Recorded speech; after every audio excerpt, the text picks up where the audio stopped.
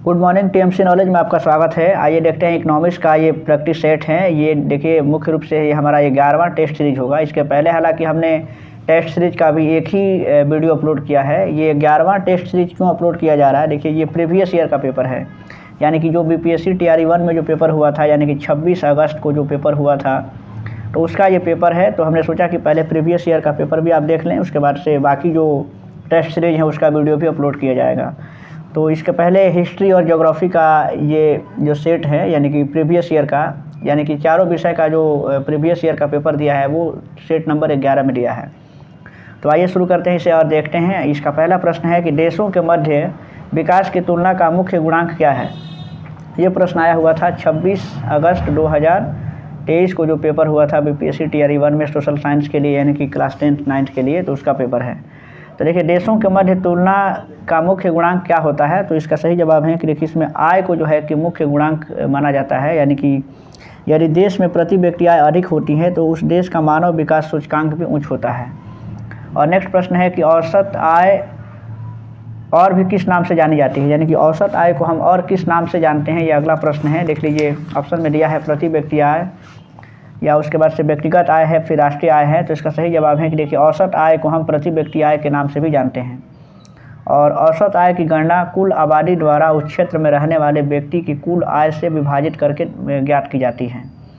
1867-68 में दादा भाई नौरोजी ने 20 रुपये जो है कि प्रति व्यक्ति आय आकलन किया था। ये 1867 और 68 की बात है, और यह भारत में राष्ट्रीय आय का पहले जो है कि वो गणना किया गया था उस संदर्भ में।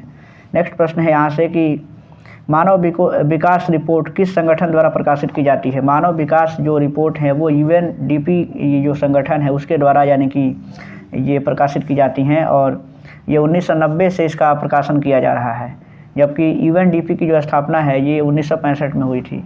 इस तरीके से सही जवाब है यूएनडीपी। और नेक्स्ट प्रश्न है कि अर्थव्यवस्था में तृतीय श्रेणी का उद्योग और क्या कहलाता है। अर्थव्यवस्था में यानी कि तृतीय श्रेणी का उद्योग और क्या कहलाता है, तो देख लीजिए जो इसे तृतीय श्रेणी जो है अर्थव्यवस्था में उसे सेवा क्षेत्र कहते हैं।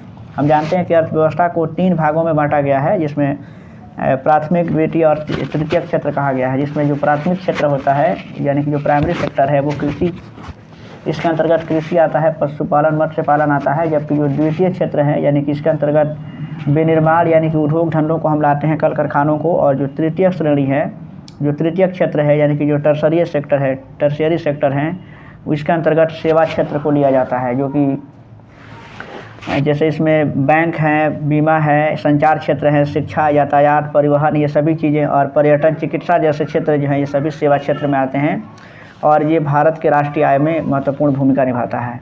नेक्स्ट प्रश्न है कि मनरेगा 2005 के अंतर्गत सरकार द्वारा ग्रामीण बेरोजगारों को एक वर्ष में कितने कार्य दिवस के रोजगार की गारंटी दी जाती है। जो 2005 में जो मनरेगा जो शुरुआत हुई थी मनरेगा की, उसके तहत जो है कि कुल ग्रामीण क्षेत्रों में 100 दिनों का कार्य जो है कि वो कार्य दिवस दिया जा रहा था, यानी कि रोजगार दिया जा रहा था ग्रामीण क्षेत्रों में। जबकि जो नरेगा है यानी कि 2006 में जो तत्कालीन प्रधानमंत्री डॉक्टर मनमोहन सिंह के द्वारा शुरू किया गया था आंध्र प्रदेश में इसे सबसे पहले, और पहले यह योजना जो है कि 200 जिलों में ही लागू किया गया था इसको, लेकिन फिर बाद में 1 अप्रैल 2008 से इसे संपूर्ण भारत में यानी कि जम्मू कश्मीर को छोड़ करके इसे लागू किया गया था। जबकि इसमें जानने वाली बात यह है कि 2 अक्टूबर और 2009 से इसका नाम बदल दिया गया, और 2 अक्टूबर 2009 से इसका नाम जो है कि महात्मा गांधी के नाम पे कर दिया गया, और तब से यह जो है कि इसका नाम बदल करके मनरेगा कर दिया गया। और नेक्स्ट प्रश्न यहाँ से है कि भारत में बैंक अपनी जमा का कितना प्रतिशत धन नकदी के रूप में रखते हैं। जो भारत में जो बैंक होते हैं वो अपनी यानी कि कुल जमा का 15% वो धन नकदी के रूप में रखते हैं, और इस तरीके से सही जवाब इसका ऑप्शन है यानी कि ऑप्शन बी है। और नेक्स्ट प्रश्न की ओर चलते हैं, यानी कि 87वां प्रश्न है, निम्नलिखित में से कौन सा विकल्प वैश्वीकरण को इंगित करता है। वैश्वीकरण का क्या मतलब होता है, देख लीजिए। वैश्वीकरण को इंगित करने का मतलब है कि यानी कि देशों के मध्य तीव्र आर्थिक एकीकरण को वैश्वीकरण यानी कि कह सकते हैं, यानी कि देशों के बीच तीव्र आर्थिक एकीकरण हो, वो वैश्वीकरण की ओर इंगित करता है। नेक्स्ट प्रश्न है कि देखिए वैश्वीकरण को हम 2 संदर्भों में पढ़ते हैं। अगर अर्थव्यवस्था के क्षेत्र में पढ़ेंगे तो वैश्वीकरण का मतलब होता है कि एक देश की अर्थव्यवस्था दूसरे देश की अर्थव्यवस्था के साथ जुड़ जाती हैं, देखिए इसमें यहाँ पर अब कुछ बातों को जान लेना ज़रूरी है कि 1990 के दशक में, यानी कि 1991 का जो समय था, 1990 के दशक में भारत ने सर्वाधिक जो है कि अर्थों में एक तरीके से कहें कि एलपीजी की नीति लाई थी। एलपीजी की शुरुआत की थी, आप याद रख सकते हैं। ये एलपीजी की नीति यानी कि जो एल है यानी कि ये लिबरलाइजेशन है, पी से प्राइवेटाइजेशन होता है और जी से नहीं, तो और जी जो है कि ये है ग्लोबलाइजेशन यानी कि वैश्वीकरण। यानी कि 1990-91 में भारत ने जो है कि ये एलपीजी की नीति अपनाई थी और 1991 में 24 जुलाई 1991 को उदारीकरण की नीति अपनाई गई थी, और जिसका मकसद था यानी कि वैश्वीकरण को बढ़ावा देना, यानी कि व्यापार को या अर्थव्यवस्था को विकसित करना। और भारत में जो उदारीकरण के जनक माने जाते हैं डॉक्टर मनमोहन सिंह को माना जाता है। और नेक्स्ट प्रश्न है कि भारत सरकार द्वारा उपभोक्ता संरक्षण अधिनियम कब पारित किया गया था? भारत में उपभोक्ता संरक्षण अधिनियम जो है 1986 में पारित किया गया था। ये प्रश्न कई बार मिल चुका है और 1986 में जो अधिनियम पारित हुआ था 2019 में उसे संशोधन भी किया गया है। तो इस तरीके से सही जवाब इसका ऑप्शन सी है। और नेक्स्ट प्रश्न है कि भारत में राष्ट्रीय उपभोक्ता दिवस, ये राष्ट्रीय उपभोक्ता दिवस कब मनाया जाता है? यानी कि जो कंज्यूमर जो डे मनाया जाता है भारत में, वो 24 दिसंबर को मनाया जाता है।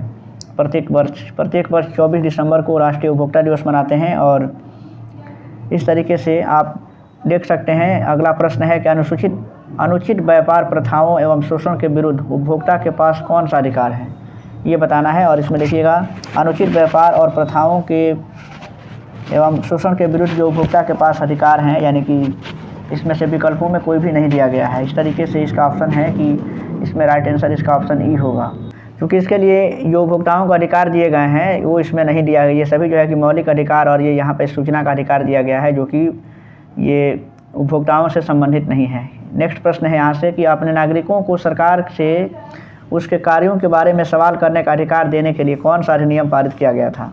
ये देख लीजिए अगला प्रश्न है और इसका सही जवाब है यानी कि आरटीई जो हैं, यानी कि जो आरटीई जो अधिकार हैं कि अपने नागरिकों को सरकार से उसके कार्यों में सवाल यानी कि करने का जो आरटीआई है, यानी कि जिसको हम आरटीआई दिया हुआ है, जिसको राइट टू इन्फॉर्मेशन कहते हैं। और ये सूचना का अधिकार आंदोलन है, सूचना का अधिकार है जो 2005 में उसको लाया गया था।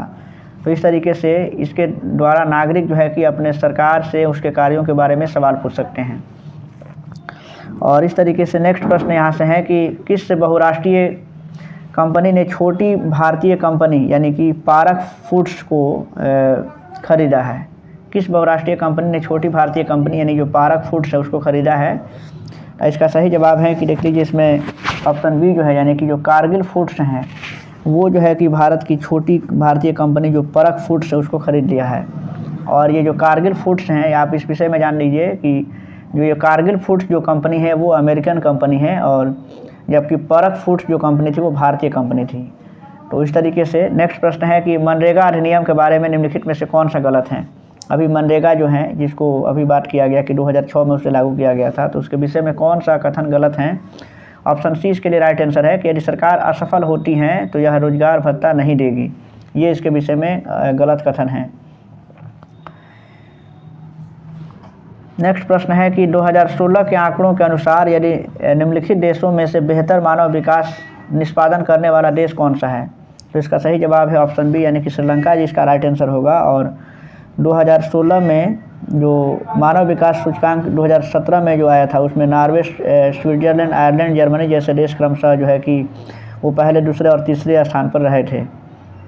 और श्रीलंका जो है कि 2016 में बेहतर मानव विकास निष्पादन करने वाला देश बना था। नेक्स्ट प्रश्न है कि ये 95 जो ये प्रश्न है, यानी कि ये बताना है कि कौन सी वह स्थिति है जब दोनों पक्षों को एक दूसरे की वस्तुओं बेचने और ख़रीदने के लिए सहमत होना पड़ता है? ये इसमें बताना है। और इसका सही जवाब है चाहतों का दोहरा संयोग इसको कह सकते हैं कि इसमें दोनों पक्षों को एक दूसरे की वस्तुओं को बेचने और ख़रीदने के लिए सहमत होना पड़ता है। और प्राचीन काल में जब मुद्रा का प्रचलन नहीं हुआ था उस समय वस्तु विनिमय प्रणाली थी, यानी जिसको हम बार्टर सिस्टम कहते हैं, और उसके द्वारा जो है कि वस्तुओं की अदला बदली करके लोग अपना काम चलाते थे। और यहाँ पे नेक्स्ट प्रश्न है कि निम्नलिखित में से कौन सा क्रेडिट की शर्तों के अंतर्गत नहीं आता है? क्रेडिट की शर्तों के अंतर्गत नहीं आता है, यानी कि जो जमा होता है वो क्रेडिट की शर्तों के अंतर्गत नहीं आता है। यानी कि जमा का जो मतलब होता है वो खर्च के बाद बचत धन हो, चाहे वह धन बैंक में रखा गया हो। नेक्स्ट प्रश्न है यहाँ से कि आरबीआई के बारे में निम्नलिखित में से कौन सा कथन गलत है। आरबीआई यानी कि जो भारत का केंद्रीय बैंक है, तो उसके विषय में कौन सा कथन गलत है, देख लीजिए। आरबीआई ग्राहकों से जमा स्वीकार करता है, ये गलत कथन है। आरबीआई नहीं करता है, जबकि ये जो व्यावसायिक बैंक होते हैं उनका काम है कि वो अपने ग्राहकों से जमा राशि स्वीकार करते हैं। और यहाँ से अब नेक्स्ट प्रश्न हम देख सकते हैं कि आरबीआई के विषय में आप जान सकते हैं कि इसकी स्थापना जो हुई थी 1 अप्रैल 1935 को हुई थी। तो इस तरीके से आरबीआई को हम भारत का केंद्रीय बैंक भी कहते हैं। यहाँ से नेक्स्ट प्रश्न आप देखते हैं कि भारत सरकार ने विश्व स्तरीय सुविधा देकर विदेशी कंपनियों को भारत में निवेश के लिए आकर्षित करने के लिए कदम उठाए हैं।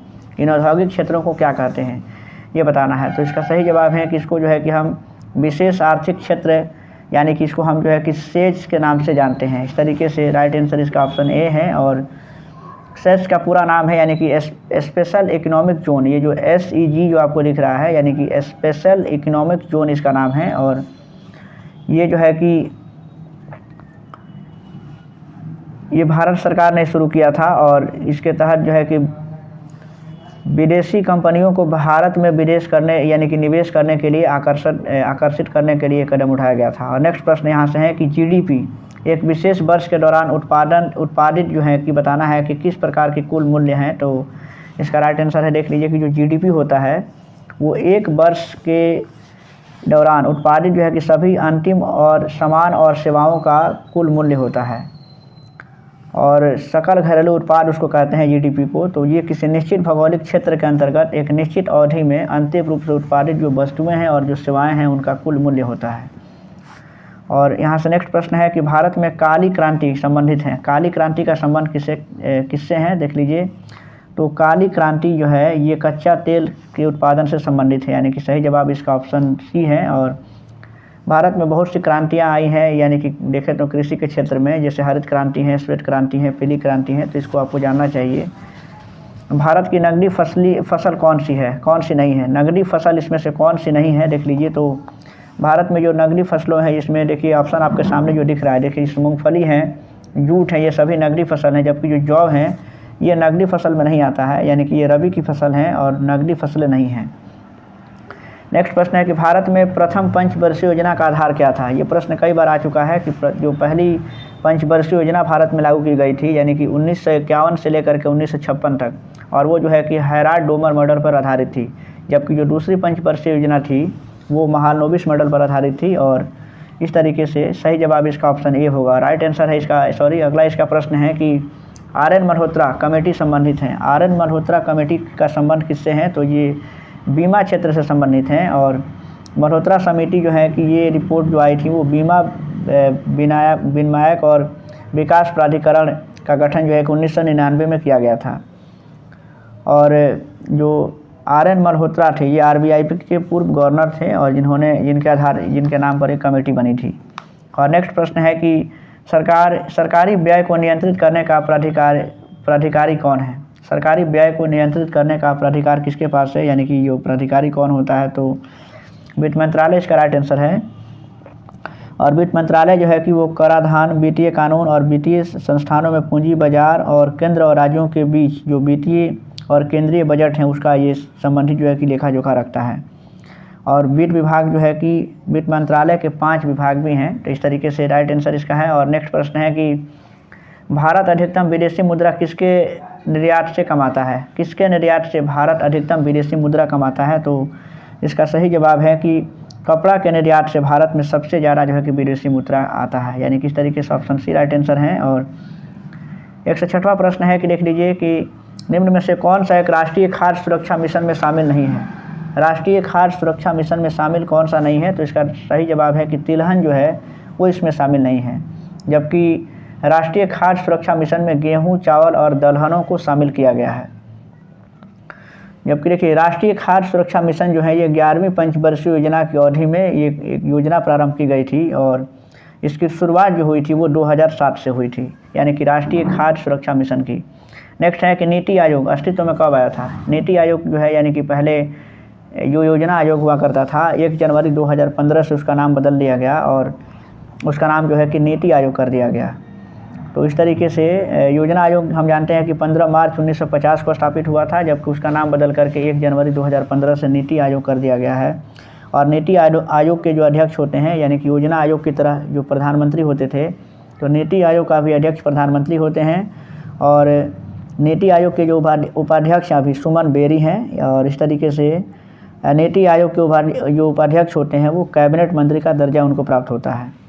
नेक्स्ट प्रश्न है कि भारत की पहली स्वदेशी यानी कि एंटी रेडिएशन मिसाइल का नाम क्या है, ये अगला प्रश्न है।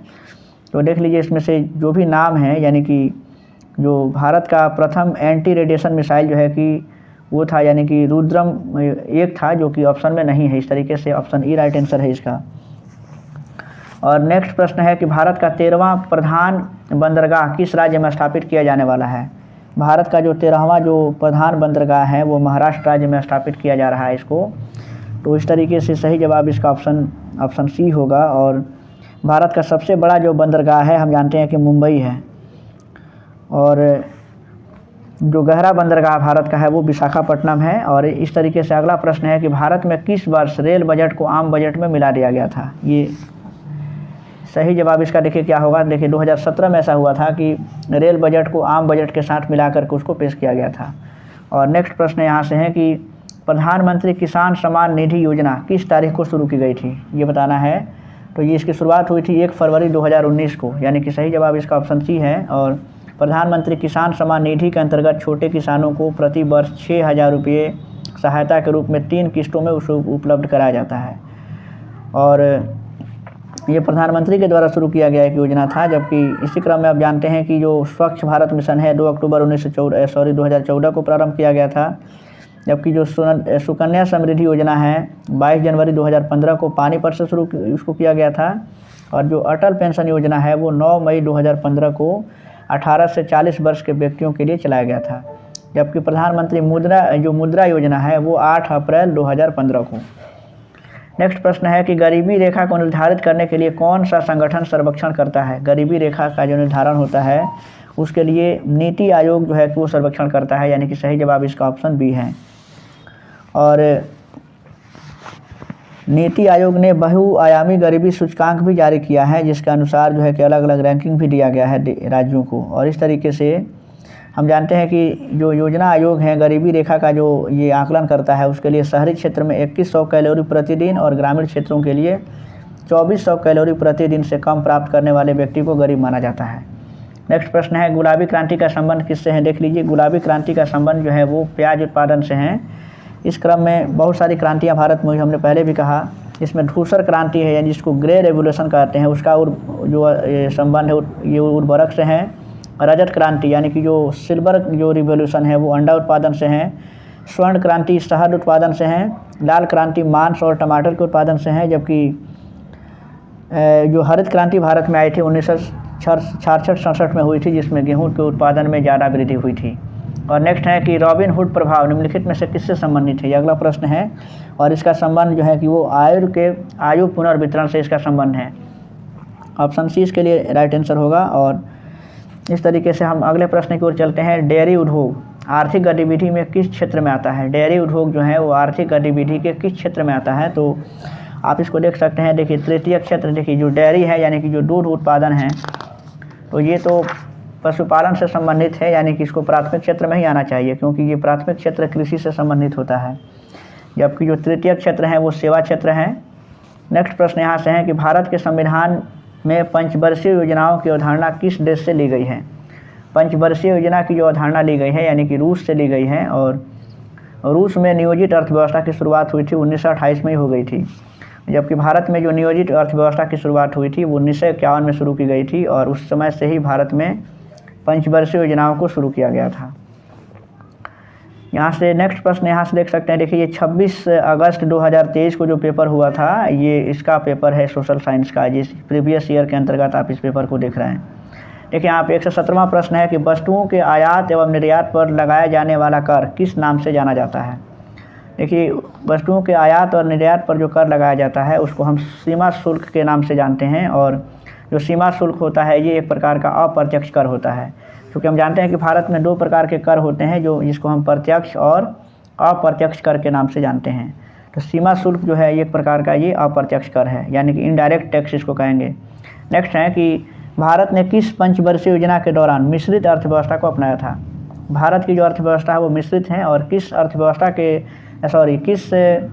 पंचवर्षीय योजना के दौरान इसे अपनाया गया था। तो देखिए द्वितीय पंचवर्षीय योजना की जो अवधि थी तो और उसके दौरान जो है कि भारत में मिश्रित अर्थव्यवस्था को अपनाया गया था। खुले बाजार की क्रिया किस नीति का अंग है, ये अगला प्रश्न है। खुले बाजार की जो नीति है ये किसका अंग है, ये बताना है इसमें से। इसका देखिए आखिरी प्रश्न है कि भारत में बैंकों का जो राष्ट्रीयकरण हुआ था कब हुआ था। तो देखिए भारत में जो बैंकों का राष्ट्रीयकरण हुआ 1969 में हुआ था और 1969 में 14 राष्ट्रीय बैंकों का राष्ट्रीयकरण किया गया था और फिर 1980 में 6 बैंकों का, यानी किस तरीके से 14 और 6 कुल जो है कि 20 बैंकों का राष्ट्रीयकरण हो गया था 1969 और 1980 को मिला करके। तो ये इकोनॉमिक्स के ये प्रीवियस ईयर का पेपर था जो 26 अगस्त 2023 को हुआ था। काफ़ी इंपॉर्टेंट है, काफ़ी ज़रूरी भी हैं और इसी के आधार पर आपके प्रश्न आएंगे, आप इससे अंदाज़ा लगा सकते हैं।